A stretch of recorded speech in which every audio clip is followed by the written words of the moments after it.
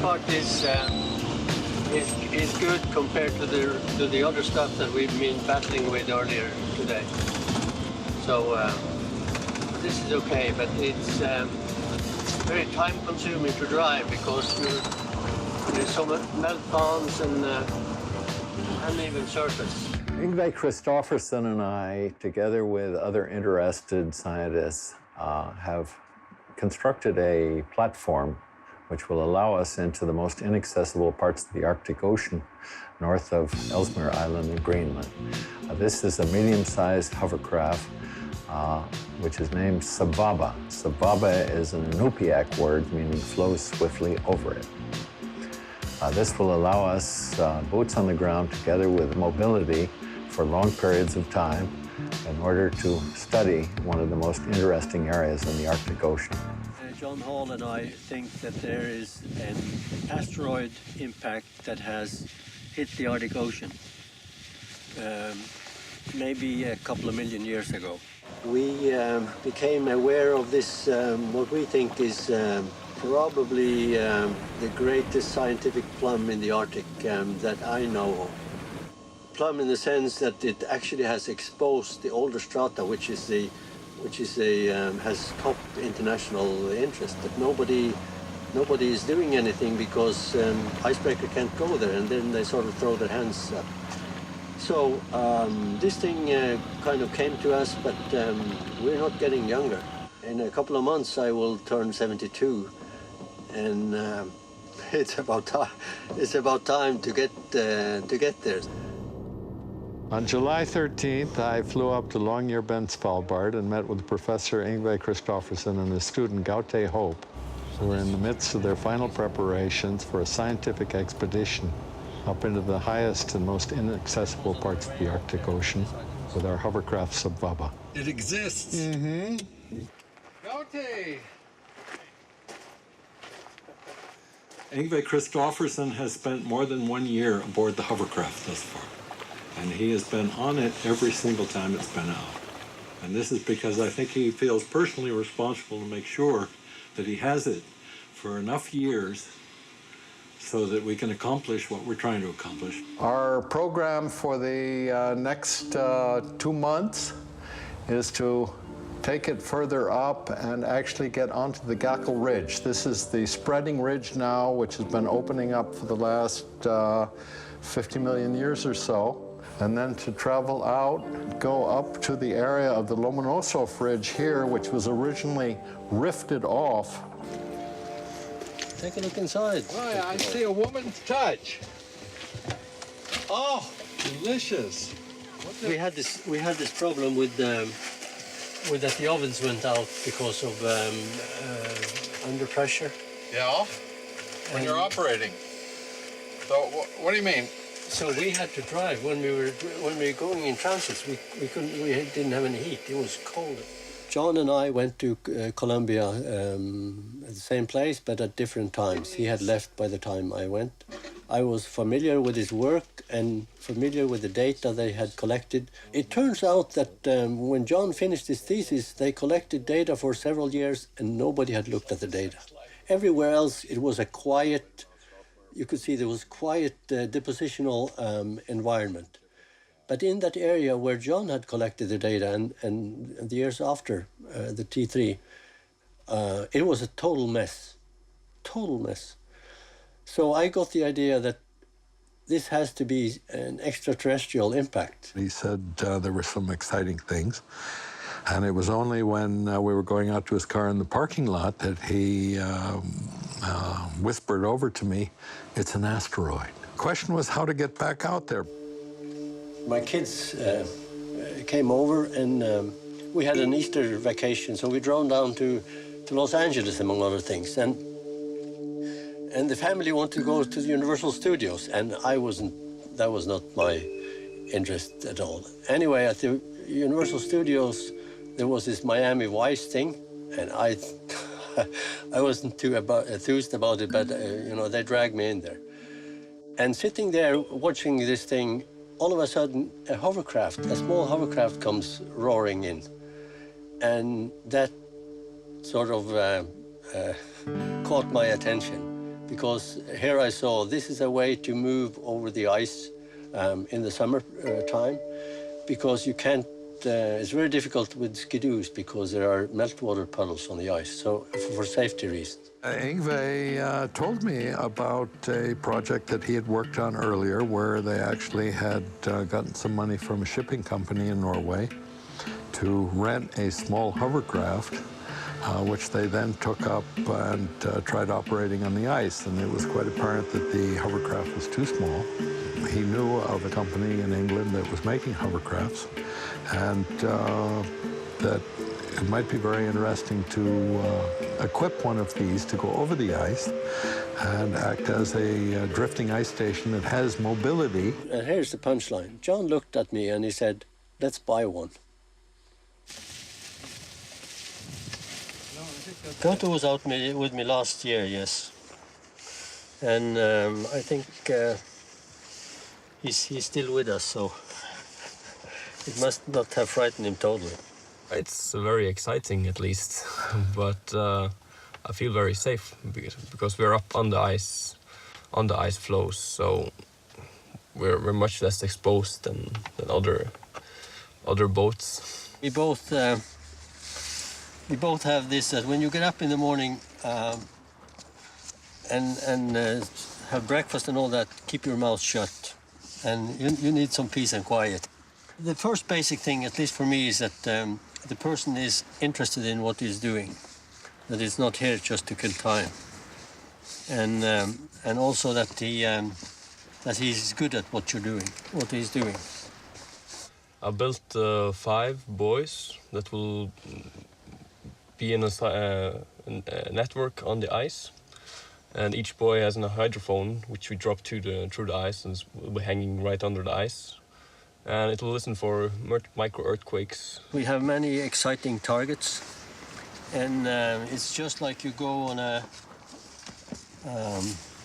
it just keeps you alert all the time. To our great surprise, we discovered that the freighter Norbjorn, which was going to carry the hovercraft as deck cargo up to the ice edge, had arrived one day early. A meeting with the captain indicated that he would be leaving that evening, and so we had just one day to rush around, putting ourselves in high gear in order to get the last food items and the last supplies out of the storerooms that we had in Longyearbyen. No, I thought it was tomorrow evening, so my mental plan of things was, that means we're in a real hurry. Okay, John. Yeah, thank you. Scream bloody murder if you need some prayer from the Holy City. Okay, you better crank it up and get the hell out of here. You want to get rid of us so fast? No, but he's going to leave. No, he's not going to leave. I told him we'll be there at 9:30. So we'll warm up the engine, yes. Let's see if the engine works. Gee.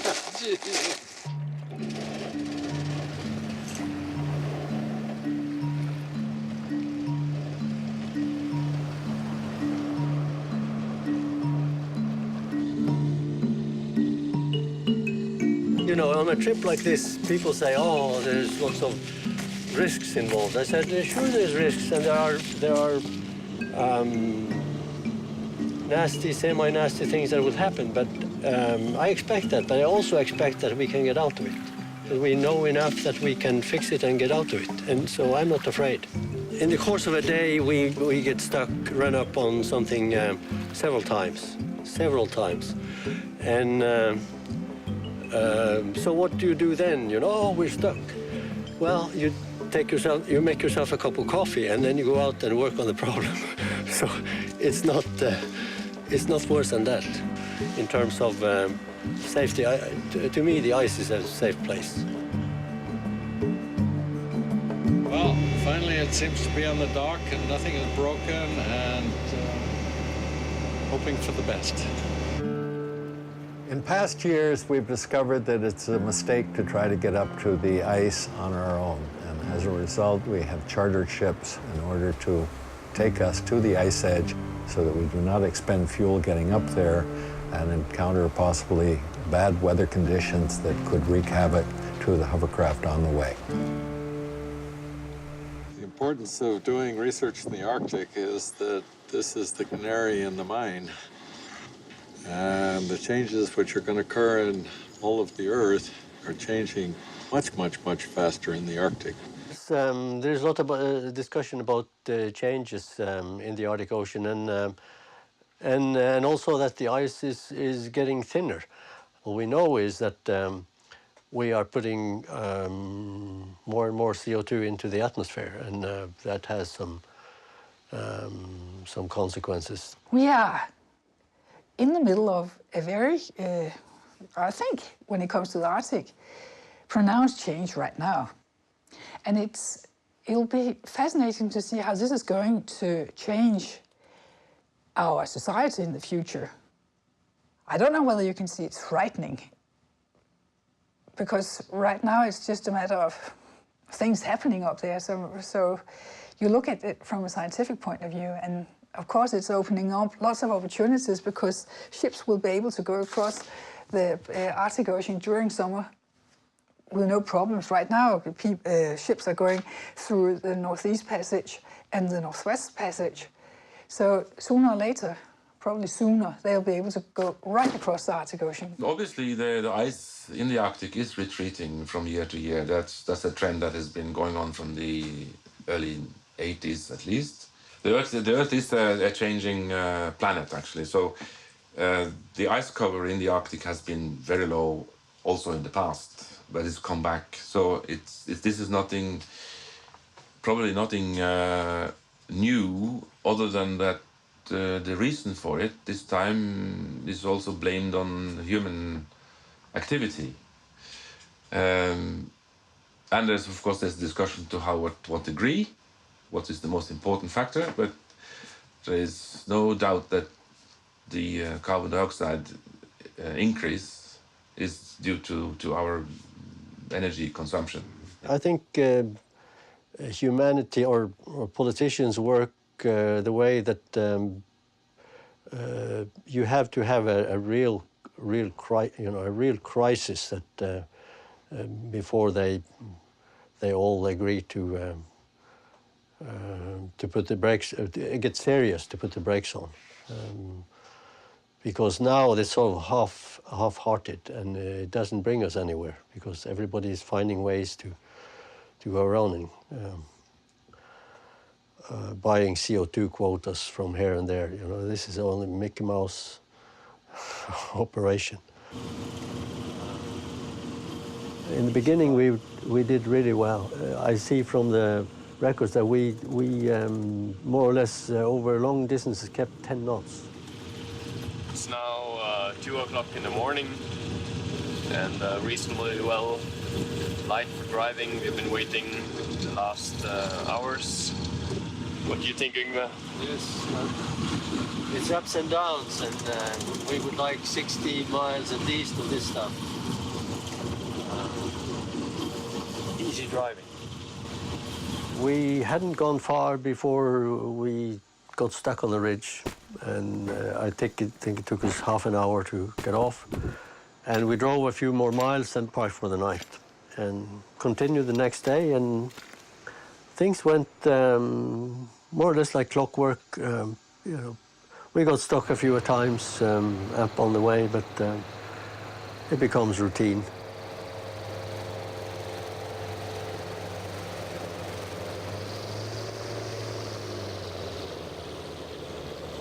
Right now we're in an area which is incredibly messy, because there are pieces of old ice in here, and it's a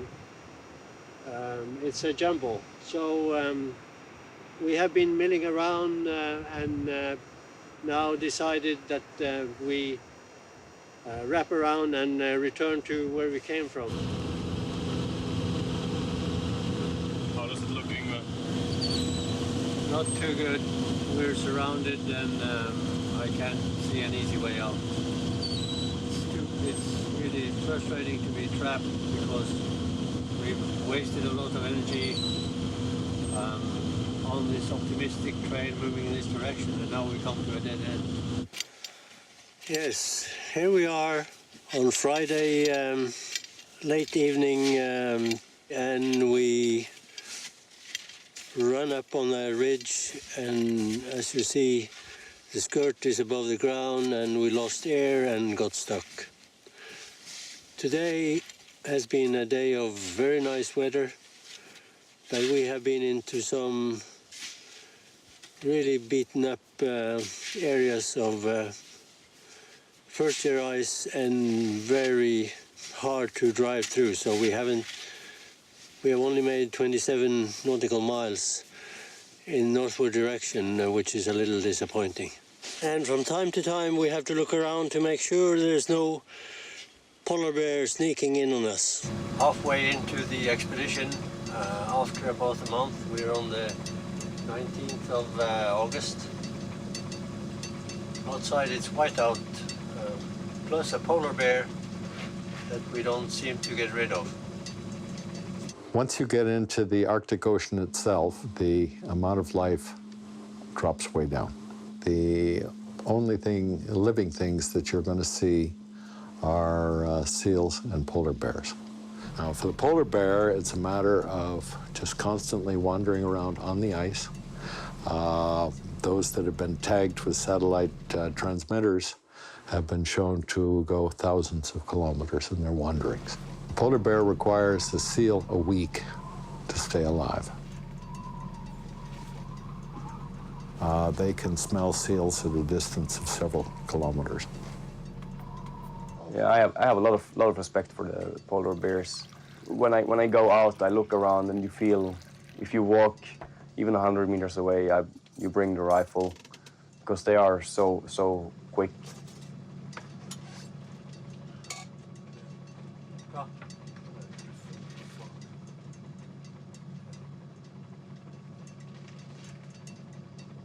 Gert is watching the polar bear that's lurking outside here.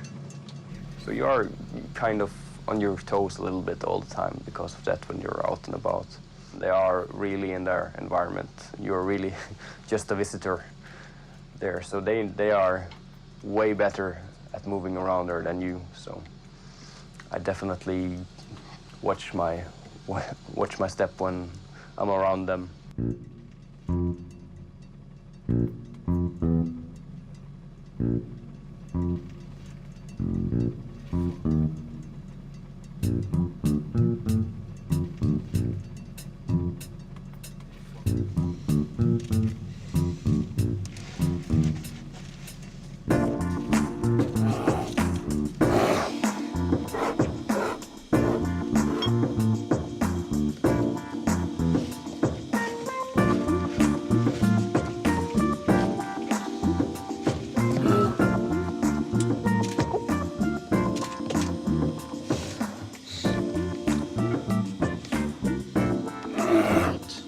Always, it hasn't failed once, that when you start the engine, the bear runs.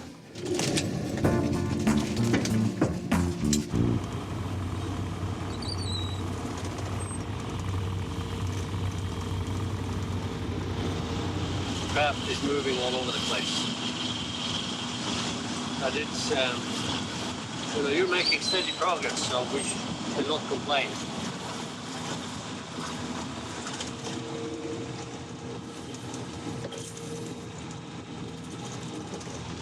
The trouble is that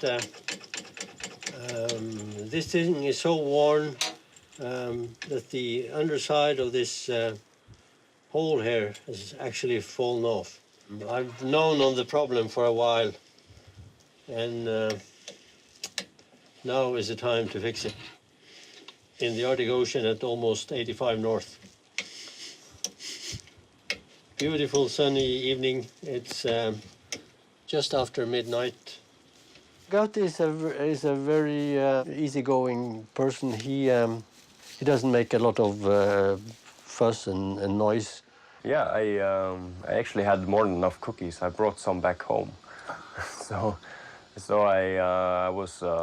But I brought some chocolates, some chips, and they made a big point out of rationizing them and how many chocolates could I eat this week.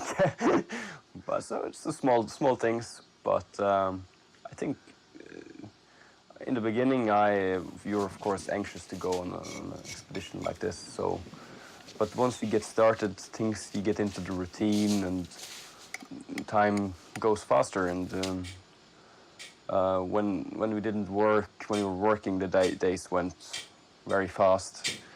And when we were driving, there was a lot of work, so you just worked and slept, and that was fine. And later, when we had deployed our equipment and we were in drift mode, it was time to work on. I could work on my thesis. I could read and relax more, and it was quite okay actually. We see that there's nobody at the laptop working, and if we go to the rear of the craft,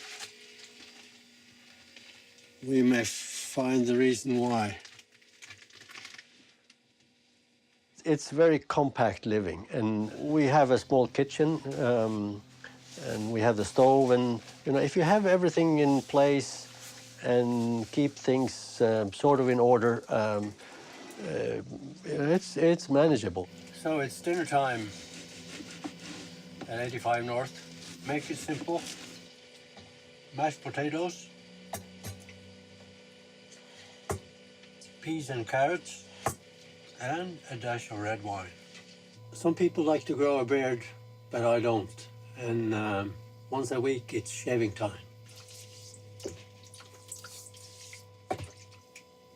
The area that you can move around on is not very much. It's like 80 centimeter wide and I think maybe 7 meters long. so there's not much area to walk on. I mean, but you can go outside, if you need more space. On a trip like this, you have tasks to do that has to do with the operations and the science and reporting and all the stuff. So you're busy all the time. And you don't notice it so much. It's, of course, if you get personalities that starts wearing on each other, then things might be difficult. I called my parents and my girlfriend. I think it's the only ones I called. You bring a lot of clothes, you change clothes, and of course you have to wash yourself. You can heat water in the oven, so you have to do that the old way. There is no shower, so. But I think that went okay.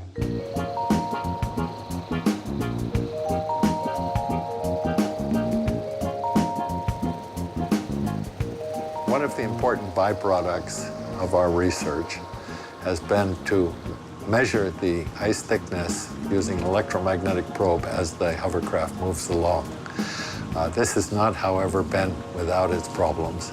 In the front we have the EM probe for continuous ice thickness measurements, and we can follow the ice thickness all the time on the laptop in the front. At one point I was going too fast. There are melt ponds, and the craft started yawing, and at one point it became very violent. The boom broke, and we lost the instrument down in a melt puddle. And of course we stopped and ran out and picked it up, but it behaved erratically after that. Gotha has repaired the EM instruments after our little accident where the boom came off and the instrument dropped down on the ice, and we almost ran over it. We are the first one on this trip that has measured a continuous ice thickness profile from the ice edge north of Svalbard and up to 85 North. And then we had a case where a bear, he was there one day and he left, and I thought I'd done away with him, but he came back the next night and I didn't notice. But in the morning I saw that the cable was chewed up. We had all these troubles with the mist and everything, and then in the end also we had trouble with polar bear coming eating his cables, which was this was the last sort of possibility. We haven't thought about that the polar bears would do that kind of thing, but actually that happened. It was quite. I mean, there were boxes with food. I don't know why he jumped on this poor wire. So I had a repair work to do before I could get some data. I soon found out that the alternator was dead. Then we had to start figuring out how to get spares. So this is where I had to call Griffin in Southampton to find out about this. We had an email from Ingvar saying that he'd lost power from the electrical power from the engine. We looked into it and having asked Ingvar a few obvious questions about whether the alternator belts were still connected and whether the wires were still hooked on, he came back to us and said he was pretty certain the generator was dead. So we had to kick everything into top gear and get one shipped out to him pretty quick. So we contacted the Nansen Institute, and the guy there phoned the Orion base in Norway, on Andøya, the Orion planes that go on surveying surveillance for the whole continental shelf. And they, within a couple of hours, they organized new spare parts, put it on the plane, and got an email that said, today, such and such time, an Orion plane came out of the fog and dropped those spare parts and disappeared. And we heard them coming by, and we were continuously giving them our new position because we were always drifting further south. And they made maybe 5 or 6 flybys just above us, 30 to 50 meters above us. And eventually they, once they had calibrated, they let out 2 packages of with the alternators. So one went into the water, one went onto one of the ice floes, but they were packed, so they were floating. And they were maybe 100 meters away when we picked them up, so it was spot on. To find him, that's one thing. Get down into the sort of cloudy place and then drop the thing exactly when they had to, because if they overshot, they would have to go and get him for a long way of distance, but they dropped it exactly where they should. Very impressive. And from we got the alternator till we had a running engine, it took maybe a bit more than 1 hour. So it was, Ingrid was really quick at switching the alternator. I think what became even more clear is that you can never give up. And if you get into trouble, you get into problems, don't take it for granted that it's broken, that it won't work, that it's over. Shot alternator, flat batteries, bad stove. Eventually you get around and get it up again, and it's all for science. It's all for science. If you are in a situation like this, you have to pull through and you have to never give up. So when we get stuck for 15 hours, you sometimes want to sit down and go to bed, but there's no reason to give up. We just have to keep trying, and eventually we'll get there. I think. And we swapped out some of the electronical parts that were, or bypassed electronical parts that were broken, which we also put in. We got new spare parts from Odin once it got up later on the day. So we were in full shape again after that. When we met Odin, to get the shower and meet other people, and you looked forward to that. With the icebreakers gives us easy access to fuel. This is essential, otherwise we can't operate. Yeah, I started last year after previous trip with Yngve into the ice. We found out for my master's thesis, I will build a system for monitoring earthquakes. So the first thing you have to do is to drill a hole for the hydrophone, and another hole just to anchor the antenna. So I got everything ready. One antenna, the buoy along with the hydrophone, and a battery.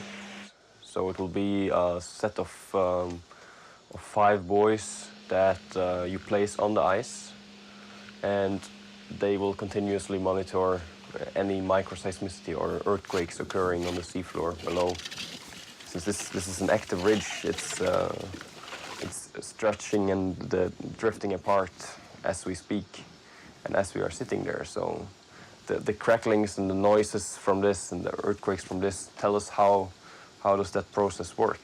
And this place is also the deepest point in the Arctic Ocean.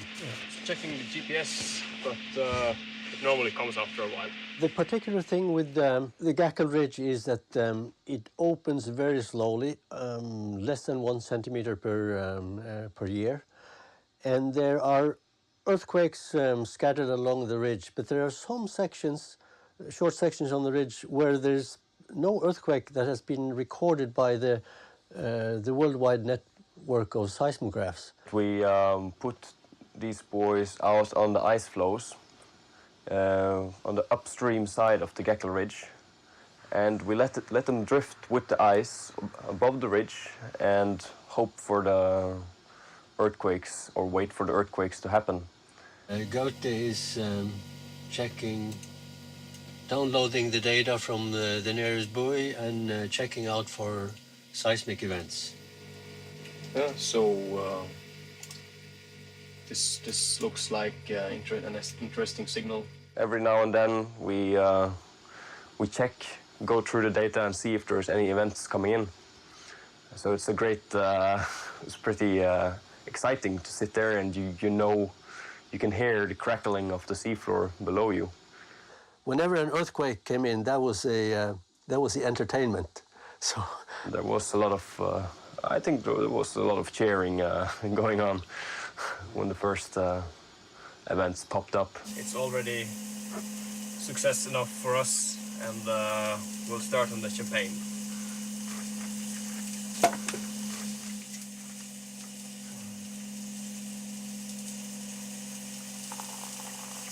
hey, here's to John Hall, the facilitator. Cheers, John. Cheers.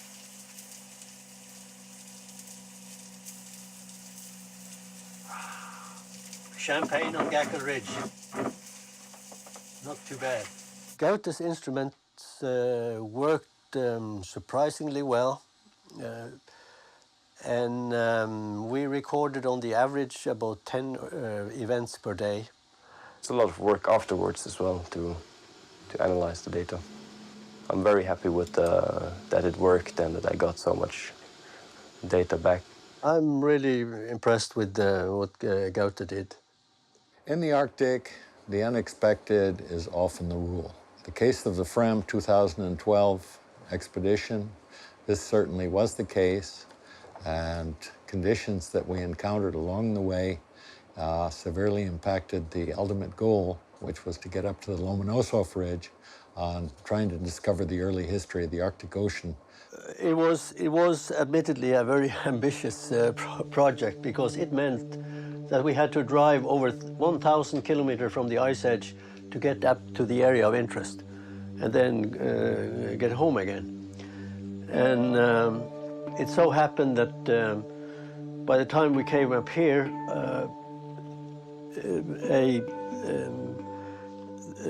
the sort of general condition of visibility turned out to be a problem far beyond what we had expected. It is really frustrating to end up in situations like this where it's day after day is white out, and you just can't move anywhere. Here is Yngve demonstrating whiteout conditions.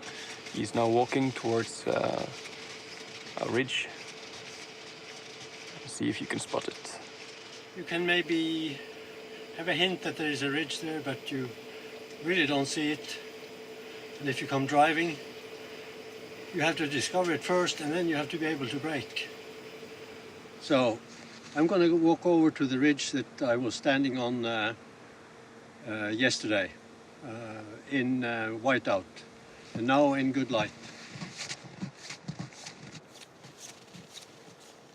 We started in the middle of July, and by that time, if I look back at the record, we had 14 hours on the average per day with sufficient visibility. By the time we came into end of August, we had 4 hours per day on the average. And in September, we had 2.5 hours. And of course, that was crippling. So we had to abandon. Whiteout, whiteout, whiteout. Damned whiteout.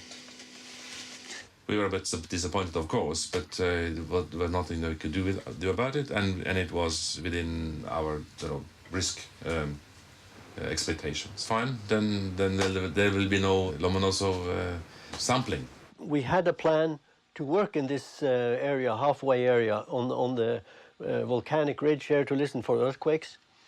So instead of going up and doing a complete as planned, we instead spent all the time here in the secondary area. So in terms of science, fundamental science was very successful. On the way north, we measured ice thickness, which has also not been done with a surface vehicle over a distance like this. If an icebreaker can work together, have a hovercraft, one or more hovercrafts, it just means that the whole operation gets far more efficient. The consumption of fuel, for instance, for this hovercraft is on a yearly basis the same as just 1 day of fuel used by some of the big icebreakers. So of course it's fuel efficient, and moreover, in that way also, of course, it's reducing the CO2 emission into the atmosphere. Gaute went on the Odin because that was written in the cruise plan. I was always supposed to go back then, so it was also written down in the agreement with the university and everything. So I kind of had to leave as well, and I was also mentally prepared to leave then. At the moment when I was leaving, it wasn't much of it was good luck, and I went with Odin. When I was looking, it was a bit weird to see Yngve left on the ice, and I'm going back to safety.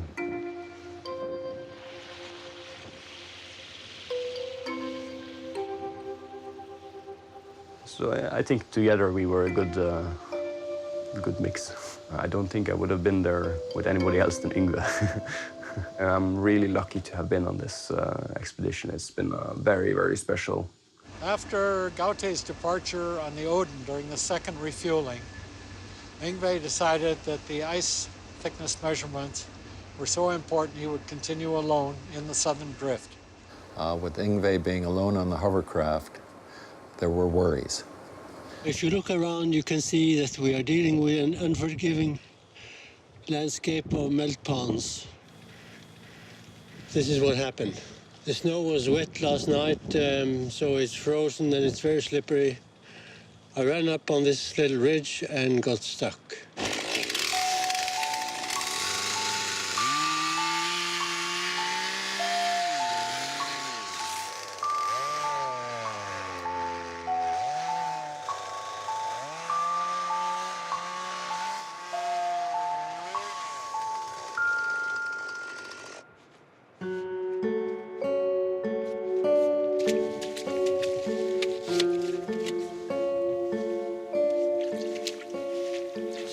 To build up a barricade here to contain the air so we can regain the lift and move off.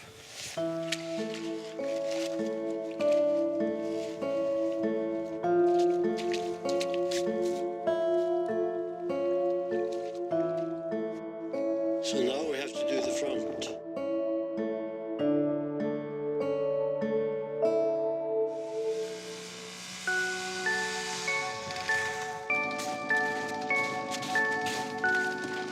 Okay, I just want to make a try and see if we can get off to level ice.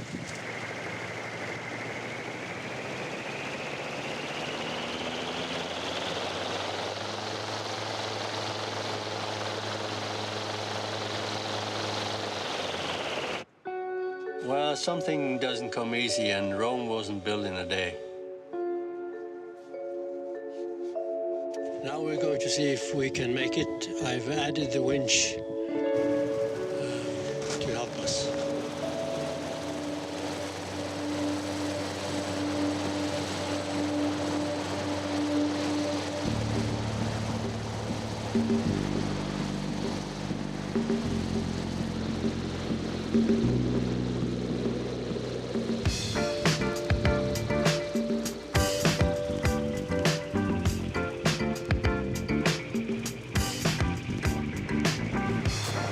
Came off, and it took us 5 hours.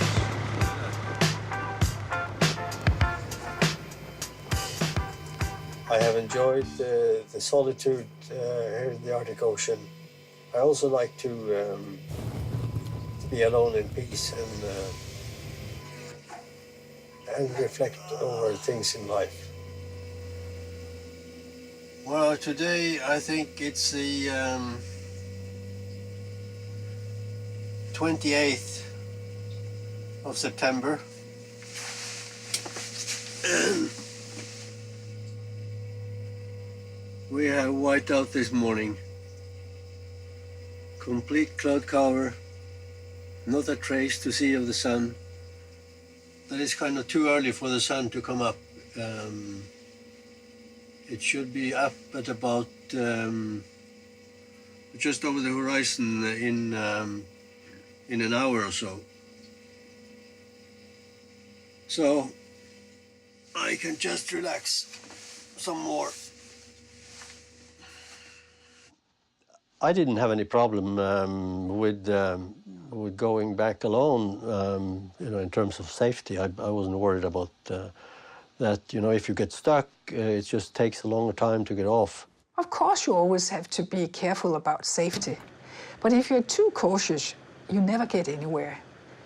And I feel it's very important also that you sometimes really try to go a little bit behind the, let's face it, comfort zone of some people in order to achieve new ideas and new goals and new results from Arctic science. As they arrived 500 kilometers in, and shortly after being refueled by the Odin, the craft endured the most severe Arctic cyclone in recorded history. We got winds from between south and east, and it blew for more than a week, and it put the ice 28 miles to the northwest, which is opposite of the general ice drift. No, it was actually a very strong storm, and it threw the ice around. And that was one of the reasons why so much ice melted this year, because it actually put ice in the warmer waters where it usually wouldn't be. Turn around the circulation for some time in the Arctic Ocean. So this hovercraft was drifting all kinds of ways. I was on a big floe. There was a couple of kilometers, and it just couldn't find a way out of it. Night came along. Those of us back on land were growing more worried. Yngve had no worries whatsoever and was looking forward to the drift. But as we knew that the polar stern was returning, then a call was put in through to Alfred Wegener Institute Logistics. And with their blessing, polar stern was directed towards the west and picked up Yngve, bringing him back to the area of Svalbard. I have to clear a path across a pressure ridge. I'm trying to get out of this big floe and go towards east to rendezvous with Blodgett-Hall. So eventually they were very, very positive, and they came and picked up the hovercraft, although it was a substantial detour for them. I think it's a really big gift that John Hall has somehow seen the idea of Yngve and supported it. And now this hovercraft has become an internationally renowned project. Because this whole endeavor is a test of our concept for operating in the Arctic Ocean. And so far we've been doing all right. We had maybe an ambition level that was a little too high, but better than a high one than a low one. Finally, we got to work a work situation that John and I has been wanting all along, namely that we work together with an icebreaker. We never had the chance before the summer. The Arctic Ocean is by now the last of the larger oceans, which is still an unsolved mystery in many ways, in terms of its geological history. And I'm attracted by that, and I'm also attracted by the fact that it demands more than just the science. It demands how do you get the scientific data, because the ice is not easy to deal with. You can deal with it in many ways, either use brute force, an icebreaker, or you can drift with it, or you can do as we do here. We flow swiftly over it with on an air cushion.